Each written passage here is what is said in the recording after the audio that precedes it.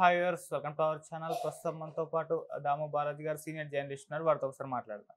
Sir నమస్కారం sir. నమస్తే. Sir Tirupati లడ్డూలో ఆ నెయ్యి కల్తీ కాలేదు అని చెప్పేసి కేంద్ర సంస్థ ఒకటి మద్రాస్ కోర్టులో రిపోర్ట్ ఇచ్చింది సార్. సో మద్రాస్ కోర్టులో రిపోర్ట్ ఇవ్వడం అయితే ఇప్పుడు దానివల్ల ఈ సిట్ అనేది సుప్రీంకోర్టు వేసింది కదా, ఆగిపోయే ఛాన్సెస్ ఏమన్నా ఉందా? ఈ విచారణ ఇంకా కంటిన్యూ అవుతుందా, లేకుంటే కేంద్ర సంస్థ ఇచ్చిన రిపోర్ట్ను బేస్ చేసుకొని దీన్ని ఆపేసే అవకాశం ఏమన్నా ఉందా? అసలు మద్రాస్ కోర్టు ఆ కేసు ఏంటి, దాంట్లో ఎందుకు రిపోర్ట్ ఇచ్చింది సార్? తిరుమల తిరుపతి లడ్డు సంబంధించి మరొక కొత్త ట్విస్ట్ ఇప్పుడు బయటకు వచ్చింది. అదేంటంటే అసలు నెయ్యిలో కల్తీ కాలేదు, నెయ్యి కల్తీనే కాలేదు అని ఇంకొక కేంద్ర సంస్థ, దాని పేరు చెన్నై కింగ్స్ ల్యాబ్. ఈ చెన్నై కింగ్స్ ల్యాబ్ కూడా రికగ్నైజ్డ్ కేంద్ర సంస్థ. ఆ సంస్థ ఏఆర్ డైరీ ఫుడ్ లో ఉన్న నెయ్యిని పరిశీలించి నెయ్యి కల్తీ కాలేదు అని సర్టిఫై చేసింది. ఇప్పుడు ఆ విషయం మీద మద్రాస్ హైకోర్టులో ఇది విచారణ జరిగింది. సో దీనివల్ల ఇప్పుడు ఒక సంస్థ ఏమో అది కేంద్ర రికగ్నైజ్డ్ సంస్థ కాదని కూడా అంటున్నారు. ఏది ఎన్డీడీబీకి సంబంధించిన కాఫ్ అనే దానికి ఎఫ్ఎస్ఎస్ఏఐ అంటే food safety standards authority of India, ఆ సంస్థ రికగ్నైజ్ చేయలేదు ఏది ఈ కాఫ్ని అనేది ఏఆర్ డైరీ వాదిస్తుంది. సో ఏదేమైనా ఒక సంస్థ ఏమో యానిమల్ ఫ్యాట్ కలిపిందని ఇచ్చింది. దాంట్లో కూడా ఆ సంస్థ డిస్క్లైమర్లో మేము ఫాల్స్ పాజిటివ్ కూడా అయ్యి ఉండొచ్చు అని కూడా డిస్క్లైమర్ చేసింది. కానీ అదే సమయంలో చెన్నై కింగ్స్ ల్యాబ్ అనే ఇంకొక కేంద్ర సంస్థ ఏఆర్ డైరీ నెయ్యి కల్తీ లేదు అని చెప్పింది. ఇప్పుడు రెండు సంస్థలు ఇలా చెప్పినప్పుడు ఏ సంస్థ అభిప్రాయం తీసుకోవాలి, లేదా ఇంకొక సంస్థకి వెళ్తారా అనేది చూడాలి. సో ఇది కోర్టు ఇప్పుడు సుప్రీంకోర్టు ఏమో ఆల్రెడీ సిట్ వేసింది. అందులో కేంద్ర ప్రభుత్వం సిబిఐకి సంబంధించిన ఇద్దరు ఉంటారు, ఒక ఎఫ్ఎస్ఎస్ఏఐకి సంబంధించిన ఒక ఎక్స్పర్ట్ ఉంటారు, ఇక్కడ ఆంధ్రప్రదేశ్కి సంబంధించిన పోలీస్ డిపార్ట్మెంట్ నుంచి ఇద్దరు ఉంటారు. మొత్తం 5 మంది ఉంటారు. ఈ 5 మంది కూడా సిబిఐ డైరెక్టర్ ఆధ్వర్యంలో పనిచేస్తారు. అయితే ఇప్పుడు కొత్తగా ఇది ఆల్రెడీ సుప్రీంకోర్టు నియమించిన తర్వాత ఇంకా వాళ్ళు 5 మంది ఎవరు అదంతా కూడా కాన్స్టిట్యూట్ కాలేదు, అయ్యే ప్రాసెస్లో ఉంది. అయితే ఈ లోపల ఈ పరిణామం చోటు చేసుకుంది. ఇది ఎలా చోటు చేసుకునిందంటే, ఈ ఏఆర్ డైరీ ఫుడ్ ఏదైతే ఆ కంపెనీ పేరు ఏఆర్ డైరీ ఫుడ్ అనమాట, ఫుడ్ ప్రైవేట్ లిమిటెడ్. ఈ కంపెనీ 98 నుంచి పనిచేస్తుంది. వాళ్ళు ఏం చెప్తున్నారంటే 98 నుంచి మేము సప్లై చేస్తున్నాం వివిధ రకాల సంస్థలకి, ఎప్పుడు కూడా మాకు ఇప్పటి వరకు ఒక రిమార్క్ రాలేదు, మా మీద ఒక కేసు లేదు. ఫస్ట్ టైం ఇది. మేము జూలై 4వ తేదీ జూన్ 4 తిరుపతికి నెయ్యికి సప్లై చేసాం. అప్పుడు 4 సార్లు చేసాం. మళ్ళీ జూలైలో చేస్తే దాన్ని రిజెక్ట్ చేశారు. రిజెక్ట్ ఎందుకు చేశారో వాళ్ళు కారణాలు చెప్పలేదు. కారణాలు చెప్పకుండా సడన్గా చంద్రబాబు మీడియాతో మాట్లాడడం, దాని తర్వాత వాళ్ళు ఆ రిపోర్ట్ అని బయటికి తీసుకురావడం జరిగింది సెప్టెంబర్లో. మాకు కారణం చెప్పలేదు. అయితే ఇప్పుడు ఏం చేసింది, సెప్టెంబర్ 20వ తేదీ ఈ ఎఫ్ఎస్ఎస్ఏఐ అయితే అవుతుంది, food safety standards authority of India, show cause నోటీసులు ఇచ్చింది ఏఆర్ డైరీకి. ఏమని ఇచ్చింది, మీ లైసెన్స్ ఎందుకు రద్దు చేయకూడదు, మిమ్మల్ని ఎందుకు బ్లాక్లో లిస్టులో పెట్టకూడదు చెప్పండి అని షోకాజ్ నోటీసులు ఇచ్చింది. ఈ షోకాజ్ నోటీసుల మీద ఈ ఏఆర్ డైరీ వాళ్ళు మద్రాస్ హైకోర్టులో ఛాలెంజ్ చేశారు. మద్రాస్ హైకోర్టు అంటే ఇక్కడ మదురైకి బెంచ్ ఉందన్నమాట, హైకోర్టు బెంచ్. అది కూడా మద్రాస్ హైకోర్టు కిందకే వస్తుంది. సో మదురై బెంచ్లో వీళ్ళు ఛాలెంజ్ చేశారు. వీళ్ళ ఛాలెంజ్ చేసిన పిటిషన్ను జస్టిస్ సతీష్ కుమార్ ఆయన విచారించారు. ఈ ఛాలెంజ్ చేసింది వచ్చి కన్నన్ అని ఏఆర్ డైరీ ఫుడ్కి సంబంధించిన చీఫ్ కంట్రోలర్ అనమాట. ఆయన కోర్టులో పిటిషన్ వేశాడు. జస్టిస్ సతీష్ కుమార్ విచారించి ఆయన చెప్పింది, ఆ విచారణలో మనకు బయటకు వచ్చిన విషయాలు ఏంటంటే, ఈ ఎఫ్ఎస్ఎస్ఏఐ ఏదైతే ఉందో వాళ్ళు షోకాజ్ నోటీసులు ఇచ్చారు కదా, దాంట్లో కారణాలే పేర్కొనలే. వీళ్ళని బ్లాక్ లిస్ట్ పెడతాము, మిమ్మల్ని మీ మీద చర్యలు ఎందుకు తీసుకోకూడదు అని అడిగారు. కానీ అందులో ఏ కారణం, వీళ్ళు ఏం తప్పు చేశారనేది దాంట్లో లేదు. ఇదొక విచిత్రం. ఎందుకంటే అప్పటికే ఈ కాఫ్ రిపోర్ట్ అనేది వచ్చేసింది కదా, యానిమల్ ఫ్యాట్ ఉందని కాఫ్ రిపోర్ట్ చెప్పింది. మరి ఆ రిపోర్ట్ని వీళ్ళు జాయింట్ చేసి ఫలాని కాఫ్ రిపోర్ట్ చెప్పింది కాబట్టి మేమే చర్యలు తీసుకుంటాము అని కదా అనాలి. అదేమీ లేకుండా కారణాలు చెప్పకుండా మిమ్మల్ని చర్య తీసుకోమంటే హైకోర్టు అదే అడిగింది.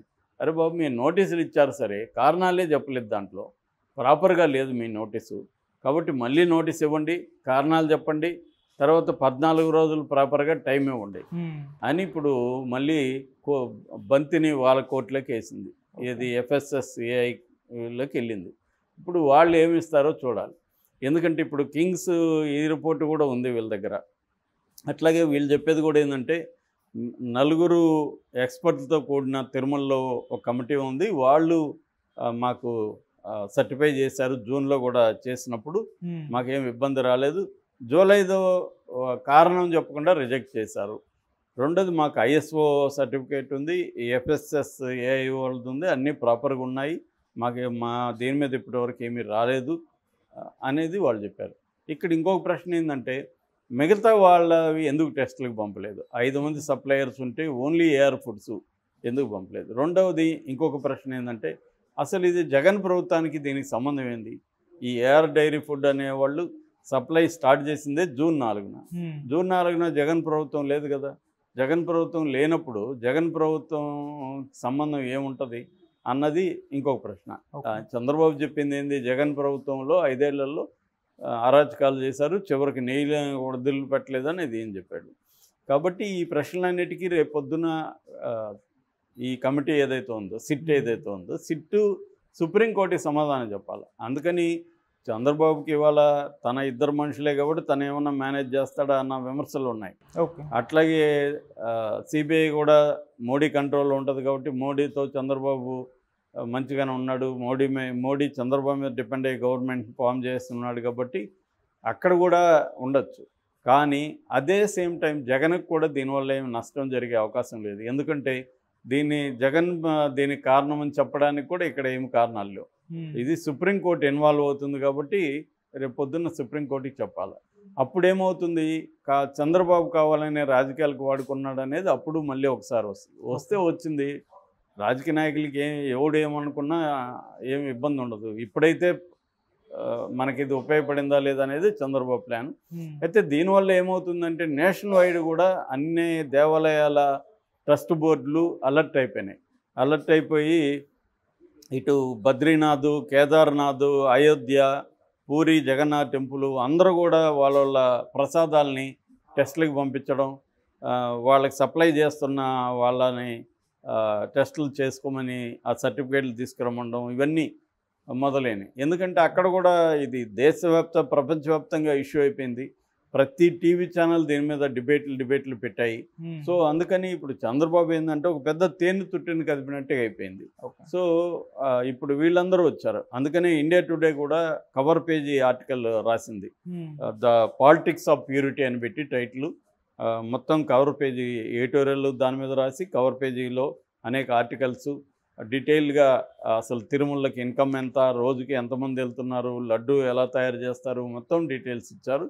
వాళ్ళు చెప్పింది ఏంటంటే రోజుకి 60 నుంచి 1,00,000 మంది, 60,000 నుంచి 1,00,000 మంది వెళ్తారు. సంవత్సరానికి 3 కోట్ల నుంచి 4 కోట్ల మంది భక్తులు దర్శించుకుంటున్నారు.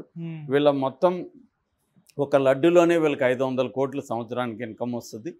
అట్లాగే మొత్తం నెట్వర్త్ తిరుమల యొక్క ఆస్తుల మొత్తం విలువ 3 లక్షల కోట్లు అనేది కూడా వీళ్ళు చెప్పారు. సో వీళ్ళు క్లియర్గా చంద్రబాబు రాజకీయాల కోసమే ఈ లడ్డును ఉపయోగించుకున్నాడు. సుప్రీంకోర్టు కూడా అదే చెప్పింది, రాజకీయాల కోసం లడ్డును ఉపయోగించుకోకూడదు, దేవుణ్ణి రాజకీయాలకు లాగకండి. అట్లాగే మేము కూడా దీన్ని ఒక పొలిటికల్ డ్రామాగా మేము మార్చడానికి ఇష్టపడట్లేదు. మాది కోర్టుని ఒక పొలిటికల్ బ్యాటిల్ ఫీల్డ్గా, యుద్ధక్షేత్రంగా, రాజకీయ యుద్ధక్షేత్రంగా మార్చడానికి మేము ఒప్పుకోము. ఇది కేవలం టెక్నికల్గా మాత్రమే. నెయ్యిలో కలిసిందా లేదా, కలిస్తే ఒక్క రిపోర్ట్ సరిపోతుందా, ఆ రిపోర్ట్లో డిస్క్లైమర్ ఉంది కాబట్టి సెకండ్ ఒపీనియన్కి ఎందుకు వెళ్ళలేదు, తర్వాత ఎవరు బాధ్యులు, తర్వాత ఎందుకు టీటీడీ కేసు పెట్టలేదు, పొలిటికల్ మీటింగ్లో చంద్రబాబు ఎందుకు అనౌన్స్ చేశాడు, అసలు కలవలేదని టీటీడీ కలిసిన నెయ్యిని వాడలేదని టీటీడీ చెప్తుంది, చంద్రబాబు కలిసిందని చెప్తాడు. రెండవది జూలై 16 రిపోర్ట్ వస్తే సెప్టెంబర్ 18 చంద్రబాబు చెప్పే వరకు ఎందుకు ఇది బయటికి రాలేదు, ఇలాంటి అనేక ప్రశ్నలు సుప్రీంకోర్టు వేసింది. దానికి ఇప్పుడు ఈ సిట్ అనేది వీటన్నిటికి కూడా దృష్టిలో పెట్టుకొని ఎంక్వైరీ చేసి సుప్రీంకోర్టుకి రిపోర్ట్ సబ్మిట్ చేయాల్సి ఉంటుంది.